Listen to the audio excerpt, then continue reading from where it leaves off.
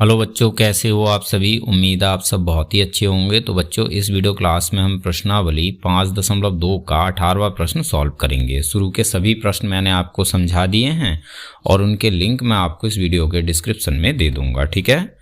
तो बच्चों, प्रश्न नंबर 18 में हमसे बोला गया है कि कोई एपी है और इस एपी के चौथे और 8वें पदों का योग 24 है, जबकि इसी एपी के छठे और 10वें पदों का योग 44 है। हमें इस एपी के प्रथम 3 पद ज्ञात करने हैं, यानी हमें इस एपी का पहला पद, दूसरा पद और तीसरा पद ज्ञात करना है, ठीक है। तो देखो बच्चों, इस प्रश्न को हम सॉल्व कैसे करेंगे। इस प्रश्न में बच्चों जो भी हमें कंडीशंस दे रखी हैं, देखो पहली कंडीशन हमें दे रखी है कि इस एपी के चौथे और 8वें पदों का योग 24 है, ठीक है। और दूसरी कंडीशन हमें दे रखी है कि इस एपी के छठे और 10वें पदों का योग 44 है। तो बच्चों, इन दोनों कंडीशन से हम 2 समीकरण बना लेंगे, ठीक है। और इन दोनों समीकरणों को सॉल्व करके हम इस एपी का पहला पद और सारवंतर बहुत आसानी से निकाल सकते हैं, ठीक है। जब बच्चों हमारे पास इस एपी का पहला पद और सारवंतर होगा तो हम भाई कोई भी पद आसानी से निकाल पाएंगे, ठीक है। चलिए इसको सॉल्व करते हैं, बाकी की चीज़ अच्छे से समझाता हुआ चलूंगा, सवाल आपको अच्छे समझ में आ जाएगा, ठीक है बच्चों। तो देखो बच्चों, हल में सबसे पहले हमें लिखना है प्रश्न के अनुसार, यानी अकॉर्डिंग टू क्वेश्चन, ठीक है। अब देखो बच्चों, प्रश्न के अनुसार हम क्या करेंगे भाई, जैसा जैसा प्रश्न में हमसे बोला जाएगा वैसा वैसा हम करते चले जाएंगे। तो भाई प्रश्न में सबसे पहले हमसे बोला है कि एपी के चौथे और 8वें पदों का योग 24 है। योग का मतलब होता है जोड़ना, ठीक है। यानी अगर हम इस एपी के चौथे और 8वें पदों को जोड़ेंगे तो हमें जोड़ मिलेगा 24। तो यहाँ प्रश्न के अनुसार हमें क्या करना है भाई, एपी का चौथा पद लेना है और एपी का 8वां पद लेना है, इन दोनों को भाई जोड़ लेना है, ठीक है। तो जोड़ने पर हमें कितना मिलेगा भाई, हमें मिलेगा 24। तो बराबर में लिख लेना है 24, ठीक है। अब देखो बच्चों, एपी का चौथा पद क्या होता है भाई, ये होता है a+3d, ठीक है। तो a4 की जगह हमने लिख लिया a+3d, ठीक है। फिर प्लस है तो भाई हम प्लस लगा लेंगे।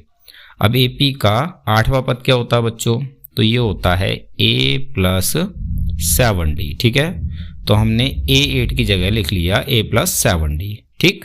और बराबर में है 24, तो बराबर में आ जाएगा 24। यहाँ तक समझ में आया, ठीक है। अब देखो बच्चों, हमें क्या करना है, हमें इसको सॉल्व कर लेना है, ठीक है। 1a और 1a कितना हो जाएगा बच्चों, ये हो जाएगा 2a, ठीक है। प्लस 3d प्लस 7d, ये कितना हो जाएगा बच्चों, ये हो जाएगा भाई 10d, ठीक है। और बराबर में है 24, तो बराबर में आ जाएगा 24। तो इस प्रकार से बच्चों हमें ये एक समीकरण मिल गई, ठीक है। अब इस समीकरण पर ध्यान दो, देखो इसमें 3 पद हैं, 2a, 10d और 24। इन तीनों ही पदों में 2 का भाग चला जाएगा, तो हमें इस समीकरण को 2 से भाग दे लेना है, ठीक है। इससे समीकरण छोटी हो जाएगी। क्लियर है बच्चों। तो 2a में 2 का भाग देंगे, 2 से 2 कैंसिल हो जाएगा, बचेगा a। प्लस 10d में 2 का भाग देंगे तो 2 से 10 5 बार में कैंसिल हो जाएगा, बचेगा 5d। बराबर 24 में 2 का भाग देंगे भाई, 24 2 से 12 बार में कैंसिल हो जाएगा, ठीक है। तो हमारे पास हो गई समीकरण a+5d बराबर 12। इसको हम बोल देंगे समीकरण 1, ठीक है। अब इसी प्रकार से बच्चों जो दूसरी कंडीशन दे रखी है, इससे हम दूसरी समीकरण बना लेंगे, ठीक है। तो दूसरी कंडीशन में हमसे बोला है कि एपी के छठे और 10वें इन दोनों पदों का योग 44 है। तो हमें इन दोनों को जोड़ लेना है और बराबर में लिख लेना है 44, ठीक है। अब एपी का छठा पद क्या होता है बच्चों, तो भाई ये होता है a+5d, ठीक है। तो a6 की जगह हमने लिख लिया a+5d, ठीक है। प्लस है, प्लस लगा लेंगे। एपी का 10वां पद क्या होता है बच्चों, तो ये होता है a+9d, ठीक है। तो हमने a10 की जगह लिख लिया a+9d, ठीक है। बराबर में है 44, तो बराबर में आ जाएगा 44। अब इसको सॉल्व कर लेते हैं।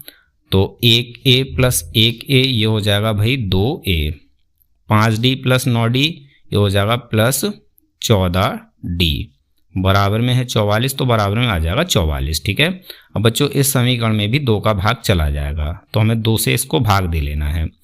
2a में 2 का भाग देंगे भाई, 2 से 2 कैंसिल हो जाएगा, बचेगा a। प्लस 14d में 2 का भाग देंगे, 2 से 14 7 बार में कैंसिल हो जाएगा, तो बचेगा 7d। बराबर 2 का भाग 44 में देंगे तो भाई 2 से 44 22 बार में हो जाएगा कैंसिल। ठीक है, तो ये हो जाएगी हमारी समीकरण नंबर 2। ठीक है, अब हमारे पास बच्चों 2 समीकरण हो गई। अब इन दोनों समीकरणों को सॉल्व करके हम इस एपी का पहला पद और सारवंतर निकाल लेंगे। ठीक है, तो देखो इसको हम सॉल्व कैसे करेंगे बच्चों। तो इसके लिए बच्चों हम दूसरी समीकरण में से पहली समीकरण को घटा लेंगे। ठीक है, तो बच्चों दूसरी समीकरण है a + 7d बराबर 22। इसमें से हमें पहली समीकरण को घटाना है, तो पहली समीकरण को हम इसके नीचे लिखेंगे। तो पहली समीकरण है a + 5d बराबर 12। ठीक है, हमें भाई नीचे वाली समीकरण को घटाना है, तो नीचे वाली समीकरण के हमें चिन्ह बदलने हैं। ठीक है, a प्लस का ये माइनस का हो जाएगा, 5d प्लस का ये भी माइनस का हो जाएगा, 12 प्लस का ये भी माइनस का हो जाएगा। ठीक है, यहाँ लिख लेते हैं घटाने पर, घटाने पर। ठीक है, चलिए घटाते हैं। एक a में से एक a को घटाएंगे, क्या बचेगा? 0 बचेगा। तो 0 बचने की स्थिति में हम इन दोनों को कर देते हैं कैंसिल। ठीक है, 7d में से 5d को घटाएंगे, कितना बचेगा भाई? 2d बचेगा बराबर 22 में से 12 को घटाएंगे, कितना बचेगा? 10 बचेगा। ठीक है, अब 2 की साइड चेंज कर लेंगे तो हमें d मिल जाएगा। तो यहाँ रहेगा d बराबर में है 10, 2 की साइड चेंज करेंगे तो ये 10 के आ जाएगा बटे में। ठीक है, और बच्चों 2 से 10 5 बार में हो जाएगा कैंसिल, तो हमें d बराबर मिल गया 5। ठीक है, अब हम d की मदद से बच्चों इस AP का पहला पद यानी a बहुत आसानी से निकाल लेंगे। ठीक है, इसके लिए बच्चों हमें क्या करना होगा? तो बच्चों हमें d का मान या तो समीकरण 1 में रख लेना है या फिर समीकरण 2 में रख लेना है। ठीक है, तो यहाँ हम भाई d का मान समीकरण 1 में रख लेते हैं। तो समीकरण 1 है a + 5d बराबर 12। इसमें हमें d का मान 5 रखना है, तो a ज्यों का त्यों रहेगा, प्लस ज्यों का त्यों रहेगा, 5 ज्यों का त्यों रहेगा, और गुणा लगाकर d का मान हमें 5 रख लेना है बराबर 12।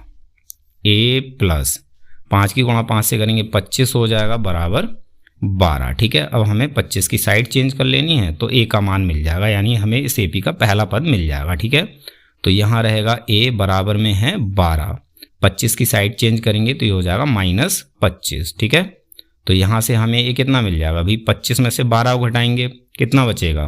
13 बचेगा। और बच्चों 25 से पहले है माइनस, यानी बड़ी संख्या से पहले माइनस है, तो भाई -13। ठीक है, तो ये हो गया इस AP का पहला पद। अब बच्चों हमें क्या करना है भाई? हमारे पास इस AP का पहला पद है और सारवंतर भी है, दोनों ही चीज़ें हैं। अब जो भी इसमें हमसे पूछा गया उसको हम बहुत आसानी से निकाल सकते हैं। ठीक है, तो बच्चों इस प्रश्न में हमसे क्या पूछा गया भाई? AP का पहला पद, दूसरा पद और तीसरा पद। तो AP का पहला पद यानी a, ये तो हो गया भाई -13। ठीक है, अब हमें दूसरा पद निकालना है, तो दूसरा पद बच्चों क्या होगा भाई? पहले पद में सारवंतर को प्लस कर दो तो आपको दूसरा पद मिल जाएगा, यानी a में प्लस कर दो d को, तो आपको क्या मिल जाएगा भाई? दूसरा पद मिल जाएगा। तो a हमारे पास है -13 प्लस d हमारे पास है 5। ठीक है, 13 माइनस की संख्या है, 5 प्लस की संख्या, अलग अलग चिन्ह है, तो हमें घटा लेना है। 13 में से 5 को घटाएंगे 8 बचेगा, और 13 से पहले माइनस है, तो भाई -8। तो ये हो गया इस AP का दूसरा पद। अब बच्चों बात कर लेते हैं भाई तीसरे पद की, यानी A3 की। तो A3 कितना होगा? तो भाई इसके लिए हमें AP के दूसरे पद में यानी A2 में प्लस कर लेना है सारवंतर यानी D को। ठीक है, तो हमें इस AP का तीसरा पद मिल जाएगा। तो A2 यानी इस AP का दूसरा पद है -8 प्लस D यानी सारवंतर ये है 5, घटा लेंगे, 8 में से 5 घटाएंगे तो -3 बचेगा। ठीक है, तो ये हो गया इस AP का तीसरा पद, यानी इस AP का पहला पद हो जाता है -13, दूसरा पद हो जाता है -8 और तीसरा पद हो जाता है भाई -3। ठीक है, यही 3 पद हमसे पूछे गए हैं, तो यहाँ पर हमारा आंसर हो गया कंप्लीट। उम्मीद है सवाल आपको समझ में आ गया होगा। मिलते हैं अपने अगले वीडियो क्लास।